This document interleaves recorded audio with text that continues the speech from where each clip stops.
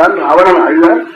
என்ன அழுதான் தெரியும்? தன கஷ்டம் எனக்கு வந்ததுக்கு காரணம் ஒரே ஒரு காரணம்னா, என்ன காரணம்னா, ஒரு தார்மிகனை என் வீட்டுல வராதே வெளியில போய் சொன்னேனே,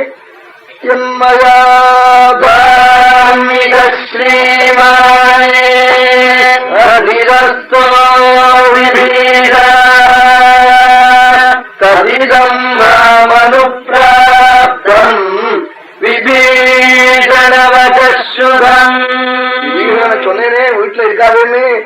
அந்த பிரபு போறபோதே என்ன சொன்ன குடும்ப க்ஷேமங்கள்லாம் போயிட்டே இருந்தாள். அவன் சொன்ன சப்தங்கள்லாம் இப்ப பலிக்கிறதே. அண்ணா பின்னாடி கஷ்டம் வந்தா தெரியும் நான் சொன்னது.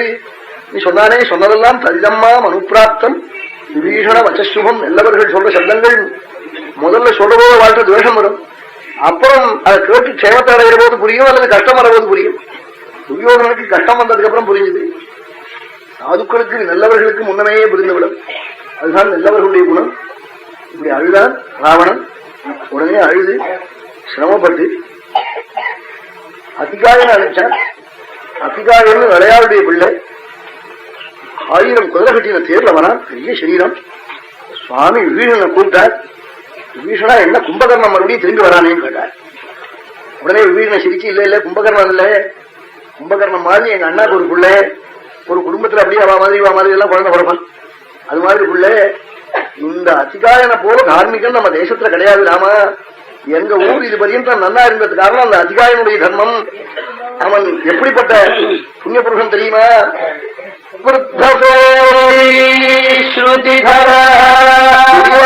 வந்தா ஓடி போய் நமஸ்காரம் பண்ணி அவன் ஊருக்கு போற மட்டும் சிசுரூஷா அவன் பண்ணுவானா.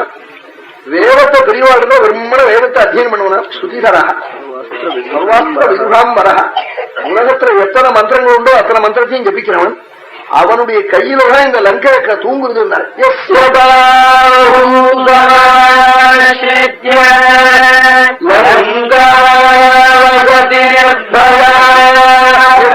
லங்கை இருப்பதற்கு காரணம் அதிகாரனுடைய கை நிழல்ல. என்ன காரணம்? பெரியவாளை போய் சேவிக்கிறதுனுடைய பெருமை புரியாது. தேவத்தை அத்தியனம் பண்றதுனுடைய பெருமை இப்ப புரியாது. அவன் கடைசியில கழவனா போய் பல்லு விழுந்ததுக்கு அப்புறம் நம்ம இவன் மேல ஒன்ன சொல்லுவோம், அது ஒன்று வரும் ஆயில. அதை முன்னாடி பாக்கியத்துல சொல்லுன்னு பெரியவா சொல்ற போது புரியாது. அப்புறம் அழுவன். ராஜாஜி கொண்டு வருத்தப்படுறேன். ஒரு நாளைக்கு சபையில சொன்னார் ராஜாஜி, நான் அடுத்த சொன்னேன் ஈஸ்வரவாள் மாதிரி வேத சாஸ்திரங்களை கத்து உபன்யாசம் பண்ண முடியாது. ஜென்மா வரணும்னா பார்த்ததாரதி கஷேத்திரத்துல சொல்லிட்டு கண்ணால் ஜலம் விட்டாரு சபையில. ரகசியமா சொன்னா நான் சபையில சொல்ல மாட்டேன். பெரிய சபையில சொல்லிட்டு கண்ணால் ஜலம் விட்டேன். வேதம் அத்தியனம் பண்ணணும்னு பெரியவாள் நினைக்கிறாள். யாராவது கடைசியில வேதம் சந்தோஷம். நான் ஒரு நாளைக்கு சந்தோஷம் நின்றது போது மயிலாப்பூர்ல மங்களாக்கு போயிட்டேன். நிறுத்திவிட்டேன். கண் சவந்து போய் ஜலம் வந்துச்சு. சொன்னால் நான் இனிமே எனக்கு வேதம் வராதுன்னு தெரியும். அடுத்த ஜென்மாவதியாவது நான் பிராமணனா பிறக்கணுமே, அதுக்காவது கத்துனேன் சொன்னாள். அவளுக்கு என்ன நம்பிக்கை தெரியுமோ? புண்ணிய புருஷா இன்னைக்கு மயிலாப்பூர் ஒரு தர்ம நிலையில இருக்குன்னா அவ காரணம். அது ஒன்றும் சந்தேகம் இல்லை. அவளால பல வெற்றிகள் ஆசிட்டார். ஈஸ்வரராச்சாரி முதல் கொண்டு ராமச்சந்திர வாழ்க்கை அனுகிரகம் தான். அப்படிப்பட்ட புண்ணிய புருஷா பூங்குன்னத்திலே ராமனுடைய கோவிலை பிரதிஷ்டை பண்ணி அவ குடும்பம் முழுக்க ராமான்னு சொல்ல முடியாது பண்ணிட்டு போயிருக்காள். அவ பண்ணின புண்ணியம் கடைசியில சாஸ்திரபோஜனம் பண்ணினாலே. ஆறு பண்ணுவாள் சாஸ்திரபோஜனம்னா ஏதோ கண்டவனை கட்டவனை வச்சு இல்லைன்னு நல்ல பரமயோக்கியால வச்சு 10 பேர் 8 பேர் அப்படி வச்சு பண்ணினாள். புண்ணிய புருஷா தேவ சொர்க்கத்தோ அப்படின்னா விசாகதத்தன் புண்ணியலோகத்திலிருந்து இங்க நடக்கிற ராமாயணம் கேட்டு சந்தோஷப்படுவாள். அது ஒன்றும் சந்தேகமே இல்லை. அப்படிப்பட்ட மகான்கள்லாம் இல்லையே. இப்போ என் தம்பி யாகம், என் சிஷ்யன் யாகம் ரெண்டுக்கும் 27 அவள்கிட்ட போய் சொன்னேன். கவலை இல்லாம நடத்தி வச்சாள்.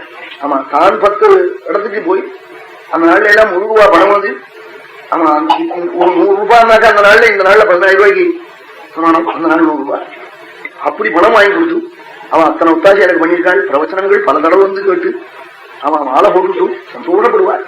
அவன் எனக்கு மாலை போட்டு என் ஜென்மாட்டு சாபல்யம் அப்படிலாம் சொல்லி சந்தோஷப்படுவாள். ராமச்சந்திரவாள் ராமச்சந்திரவாள் போல ஒரு பெரியவாள் உண்டா.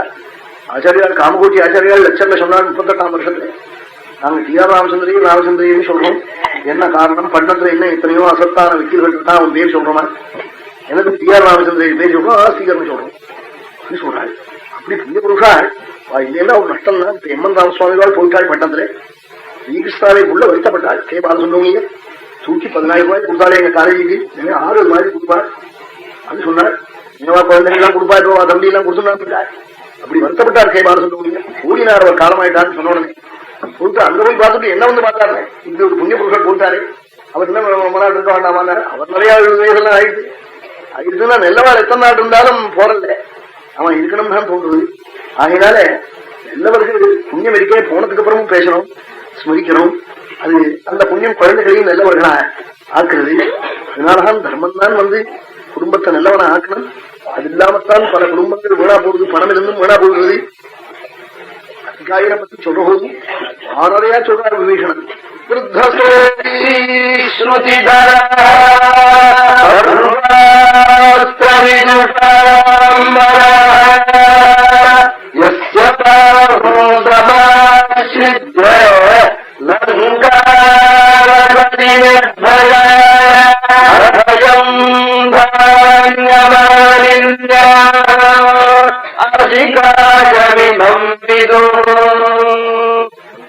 தானியமாலினியா அதிகாயமிமம் விது.